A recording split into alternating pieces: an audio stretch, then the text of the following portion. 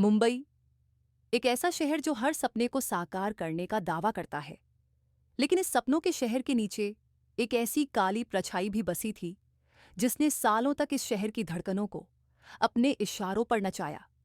जहां एक तरफ बॉलीवुड की चकाचौंध थी, वहीं दूसरी तरफ उन्हीं गलियों में गोलियों की गूंज भी उतनी ही आम थी।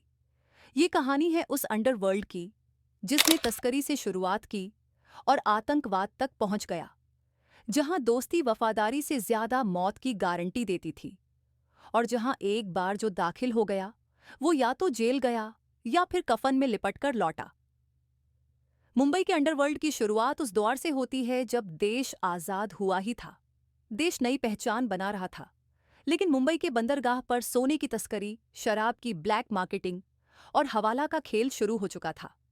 और इसी वक्त एक नाम उभरता है, हाजी मस्तान। लंबा कद, चमकदार सफेद कुर्ता और सफेद मर्सिडीज। वो पहली बार था जब लोगों ने माफिया को स्टाइल में देखा। हाजी मस्तान सिर्फ डॉन नहीं था, वो सिस्टम से डील करना जानता था। उसने कानून को चुपचाप रिश्वत से पिघलाना सीखा और अंडरवर्ल्ड को पॉलिटिक्स और बॉलीवुड तक पहुंचा दिया। वो डॉन नहीं, एक ब्रांड बन चुका था। लेकिन हाजी मस्तान के बाद जो आया, वो डर की परिभाषा ही बदल गया। दाऊद इब्राहिम। वो ना सिर्फ स्मार्ट था, बल्कि शातिर भी। उसने अंडरवर्ल्ड को एक कॉरपोरेट मशीन में बदल दिया, जहां हर मर्डर एक प्लान था, हर तस्करी एक मिशन। डी कंपनी नाम की उसकी गैंग ने मुंबई में सैकड़ों मर्डर करवाए, लाखों का वसूली रैकेट चलाया, और यहां तक कि 1993 में मुंबई को बम धमाकों से दहला दिया। इस एक घटना ने उसे इंटरनेशनल टेररिस्ट बना दिया। अब वो केवल गैंगस्टर नहीं, बल्कि भारत के दुश्मनों के लिए मोहरा बन चुका था। और तब से अब तक दाऊद पाकिस्तान में छुपा बैठा है। एक ऐसा दुश्मन जिसे सब जानते हैं, लेकिन कोई पकड़ नहीं पाया। इस दौरान मुंबई की सड़कों पर एक और खून की कहानी शुरू हो गई, गैंग वॉर। दाऊद और छोटा राजन की दुश्मनी ने पूरे शहर को दो हिस्सों में बांट दिया। एक तरफ डी कंपनी का डर था, तो दूसरी तरफ छोटा राजन का बदला। गोलियों की आवाज, बम धमाके, खुलेआम एनकाउंटर। ये सब इतना आम हो चुका था कि लोगों ने डरना छोड़ दिया था।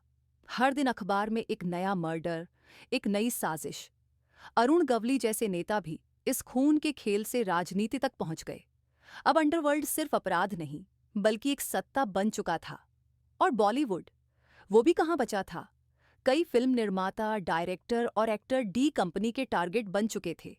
स्क्रिप्ट पास कराने से लेकर एक्टर्स कास्ट करने तक अंडरवर्ल्ड की दखल हर जगह थी।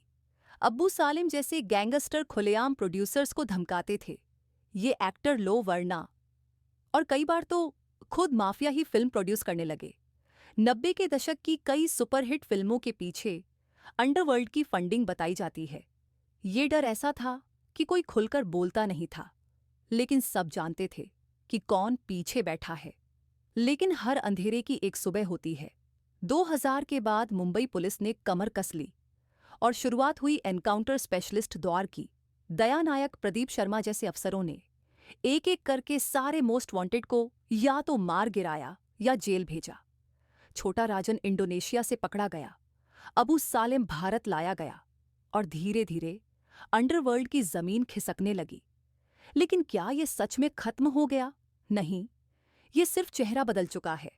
आज अंडरवर्ल्ड की शक्ल किसी बिल्डर में छुपी है, किसी नेता में, किसी साइबर अपराधी में।